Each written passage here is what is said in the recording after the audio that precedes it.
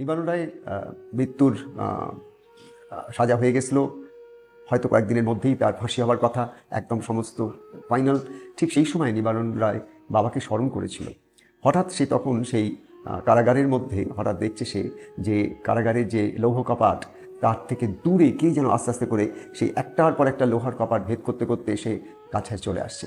একদম কাছে এসে যখন দাঁড়িয়েছে, এসে কেবল মুখ ফুটে তিনি একটা কথাই বললেন, আমি তোর রায় লিখে এসেছি, তুই খালাস হবি। নিবারণরা বলে আবার ঘুরে গেলেন, ঘুরে একদম ঠিক যেমন এসেছিলেন তেমনই আবার সেই ফাটকের মধ্যে দিয়ে চলে যাচ্ছেন, যেন বায়ু শরীর তেমনভাবে বেরিয়ে যাচ্ছেন, অথচ তিনি একদম সাক্ষাৎ এসেছিলেন। এবং বেরোতে বেরোতে যখন যাচ্ছেন একটুখানি, তখন নিবারণরা পাগলের মতো চিৎকার, তুমি কে, তুমি কে করে চিৎকার করছে। বাবা একবার খালি ঘুরে দাঁড়ালেন, দাঁড়িয়ে ওই দীর্ঘ দেহ জটাজুটমণ্ডিত সাক্ষাৎ শিব একবার ঘুরলেন, ঘুরে নিবারণ রায়কে বললেন, আমায় চিনলি নে, আমি বারুদীর ব্রহ্মচারী। এই কথাটা বলি আবার সোজা বাবা চলতে চলতে একদম মিলিয়ে গেলেন, চোখের দৃষ্টির মধ্যে আর থাকলেন।